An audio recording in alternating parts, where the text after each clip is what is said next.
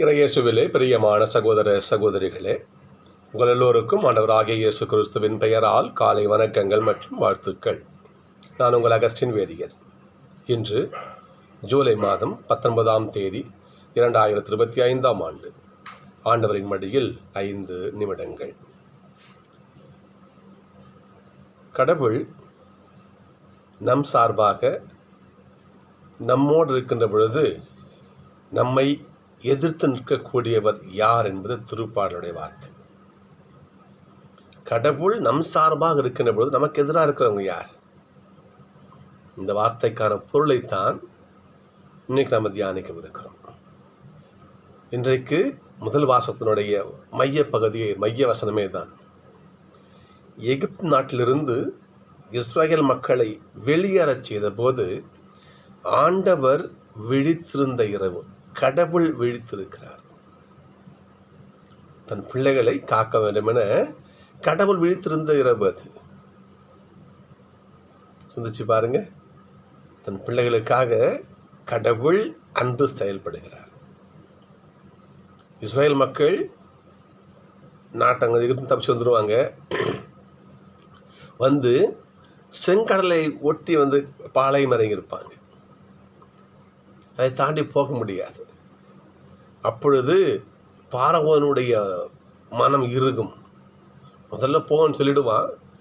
திருமண பண்ண மனசு மாறி போய் அவங்க திரும்ப அவங்கள கூட்டுவாங்க சொல்லிட்டு ஆள்கள் அனுப்புவான். பெரும் படை அங்கே பின்னாடி வரும். முன்னாடி பார்த்தா செங்கடல், பின்னாடி பார்த்தா பார்வோனுடைய எகிப்து படை. நடுவில் இஸ்ரேல் மக்கள் மாட்டிட்டு தகச்சு நிற்பாங்க. அப்போ இஸ்ரேல் மக்கள் எல்லோரும் மோசேவுக்கு எதிராக முணுமுணுப்பாங்க. மோசே, எங்களை எகிப்தில் நாங்கள் செத்தா எங்களுக்கு புதைக்க இடமில்லைன்னா எங்களை இங்கே கூட்டு வந்தோன்னு கேட்பாங்க. எப்படி? நாங்கள் எகிப்தில் செத்து போனால் எங்களை புதைக்கிறதுக்கு அங்கே இடமில்லைன்னு சொல்லிட்டா எங்களை இங்கே கூட்டு வந்து புதைக்கிறதுக்குன்னு சொல்லிட்டு கேட்பாங்க. அந்த அளவுக்கு மோசேவை இழிவாக பேசுவார்கள். மோசே கலைஞர் நிற்பார். எப்படி பதில் சொல்கிறது அந்த மக்களுக்கு? முன்ன பார்த்தா செங்கடல், பின்னாடி பார்வோனுடைய படைகள், நடுவில் நிற்கிறாங்க.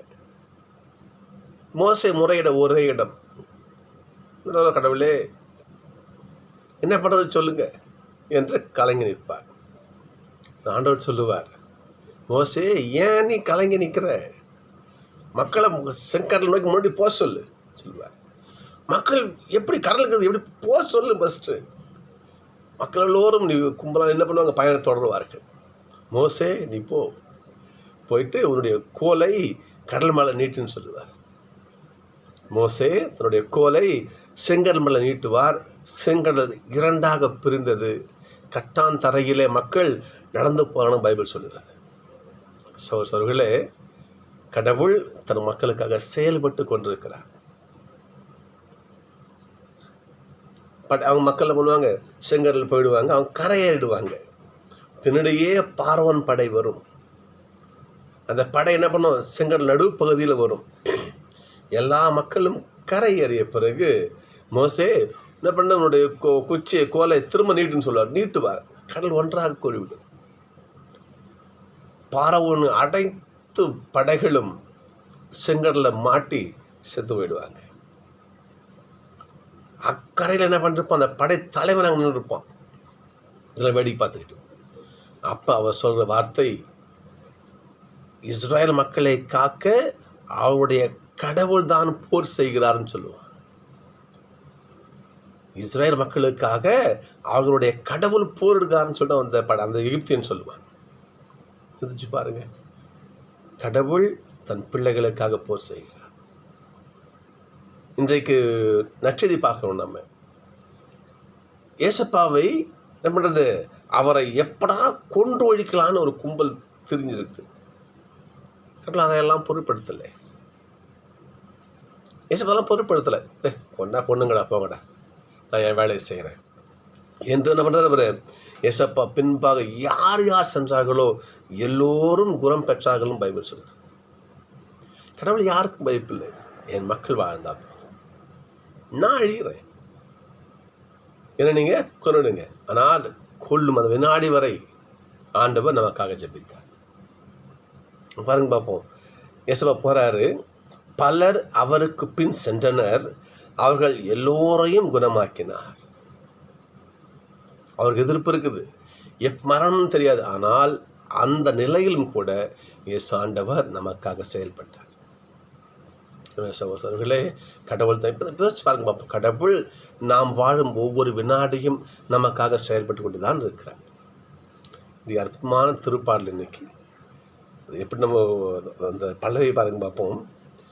என்றும் உள்ளது அவரது பேரன்பு. வேற என்ன வார்த்தை வச்சோ ஒரு புகழ் சொல்லுங்க பார்ப்போம். என்றும் உள்ளது அவரது பேரன்பு. ஒரு வினாடி கூட கடவுள் தன்மை மாறாதவர்.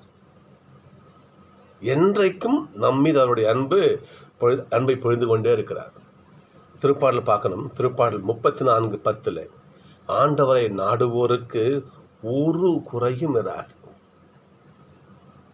ஆண்டவரை நாடுவோருக்கு நன்மை ஏதும் குறையாது. திருப்பாடல் 34:10. ஆமோஸ் 5:4 பாருங்க பார்ப்போம். ஆமோஸ் 5:4 ஆண்டவரை தேடுங்கள், நீங்கள் வாழ்வடைவீர்கள். எவன் கடவுளை தேடுகிறானோ அவன் அவரை கண்டடைகிறான், அவருடைய அனைத்து ஆதாயங்களையும் பெறுகிறான். சகோதரர்களே, திரும்ப சொல்கிறேன் பாருங்க பார்ப்போம்.